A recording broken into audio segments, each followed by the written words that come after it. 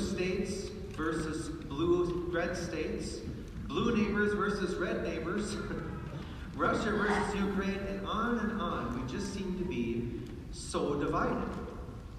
What is it that can unite us? What can unite a group of people with such diametrically opposed ways of looking at reality? What experience can we have that will have such a lasting impression that it will bring us together? Archbishop Hepta gave us a clue to this in his recent post-synod pastoral letter. The name of the letter is "You Will Be My Witnesses, Gathered and Sent from the Upper Room." It's just a wonderful piece. It is long, but you could look at the main section, which consists of 3 movements, 3 events that happen in the upper room. The first is, guess what? The foot washing. The second is the Mass, and the third is Pentecost. And so tonight, I'd like to talk about this washing of the feet.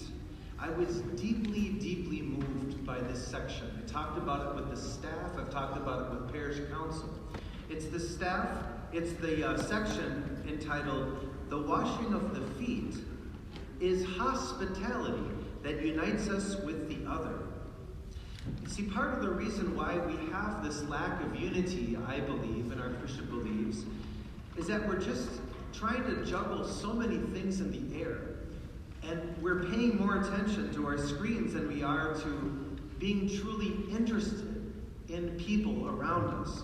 And as a result, some of our kids or our neighbors or so on grew up thinking that they may not just be worth spending time with. And so the Archbishop writes that Jesus' admonition for us to follow his example and wash the feet of those around us can help create the unity in the world, because it shows interest in the other. It helps the other to feel loved and valued, and a process of transformation happens, both for the giver of hospitality and for the receiver of hospitality. So here's an excerpt from this letter, and it talks more about how when we imitate Jesus' example to wash feet, when we give, we are changed for the better, and we spiritually mature. Here's what the Archbishop writes. The focus of the person washing feet has to be purely on the other. We can imitate Jesus only by putting aside the garments, so to speak, of our position, our expertise, our self-focus, or even our pride, and attending to the need of the other. Isn't that lovely? And attending to the need of the other. We open ourselves to the mystery of the other.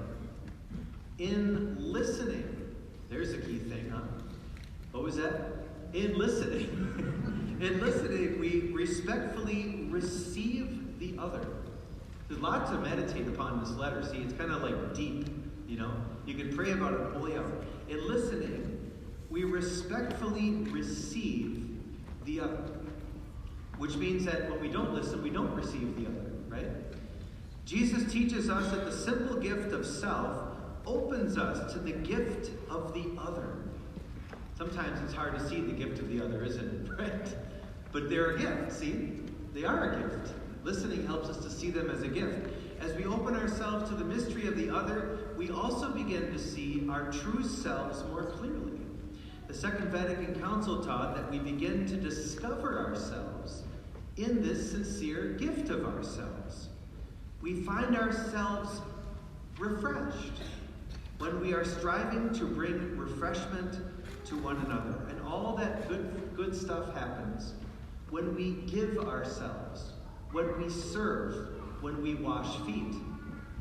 But second, this is how the Archbishop describes the effect of this foot washing in the person. Here's the miracle of transformation that happens in the foot wash-ee. Jesus' humble washing of feet does not depend on whether the other deserves this service. For Jesus even washed the feet of Judas. The washing of feet says simply, "It is good that you are." Doesn't get much more basic than that, does it? It is good that you are.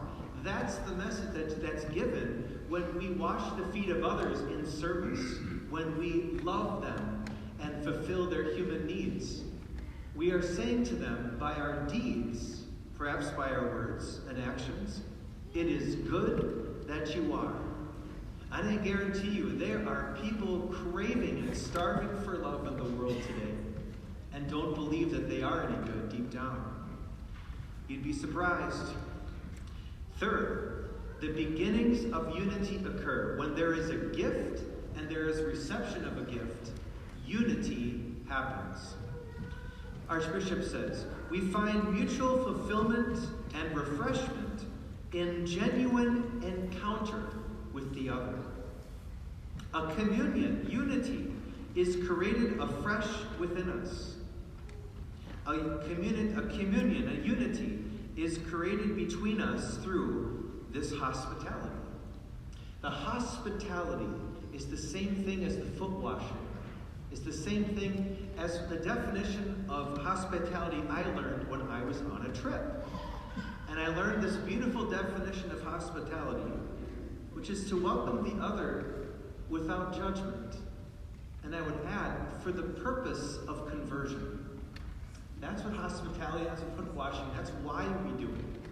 We do it to welcome someone without judgment so that they know that they are loved as they are, but that they are welcome to join us on a journey to conversion that makes us into the best version that we can possibly be so that we can be saints. That's the Catholic vision in a nutshell.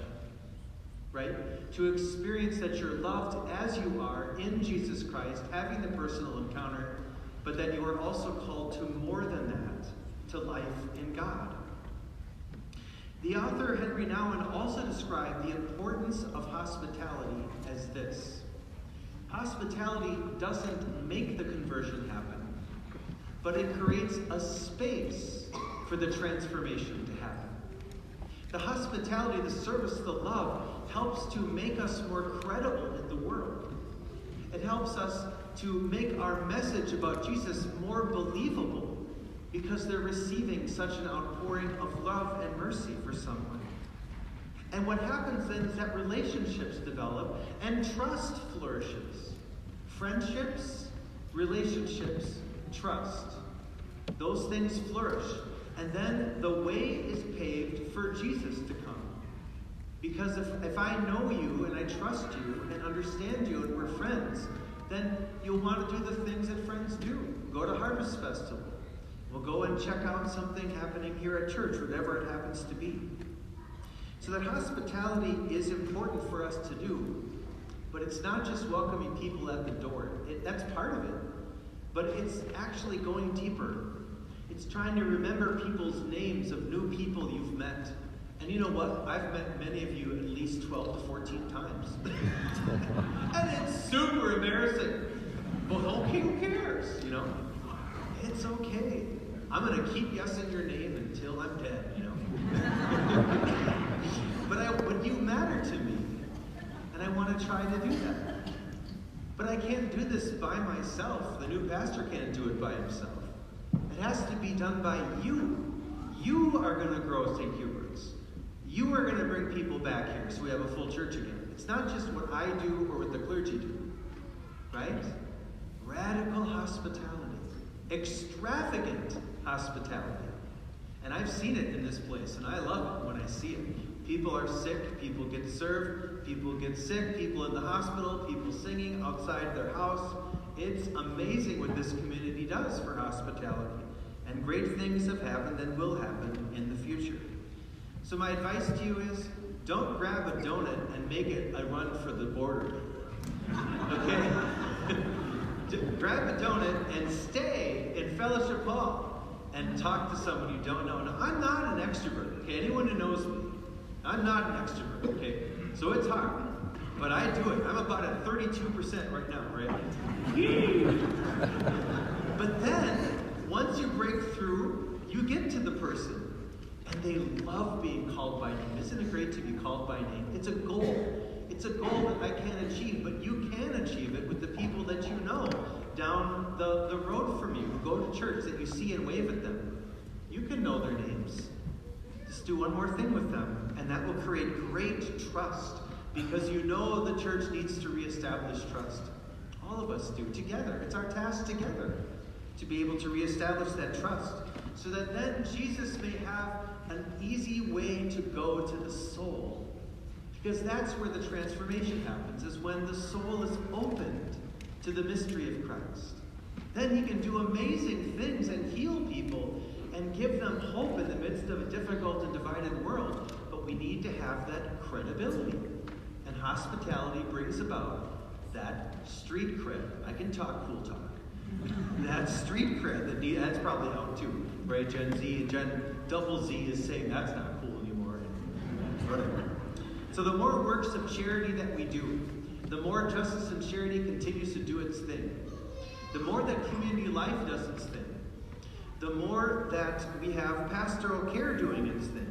All of these are foot washing ministries. The other ones are too, but these in particular are foot washing ministries, because they are ways in which someone is welcomed without judgment and admits their life. They've had a suicide. They've just lost their mom. They've just lost a job. They don't have any money. They've just come upon some difficulty in life that they'd never had to deal with before. They've had a child with an addiction. Whatever happens, these are the times in which these commissions reach out with love, unconditional love, welcoming without judgment, for the sake of a journey that leads to the heart of Jesus and an experience of his love that has its culmination in the Eucharist. See, tonight we celebrate the sacrament of charity, but we celebrate the Eucharist, because that's what really brings about unity. A unity of belief and a unity of virtue. That's what the Lord is bringing us about. That's what he's calling us to do. So we do hospitality for the sake of the salvation of souls. That's why we're welcoming. That's why we go out of our way to memorize someone's name. We just moved into the neighborhood that's not from around here, but has a little Virgin Mary statue in their yard. Whoa!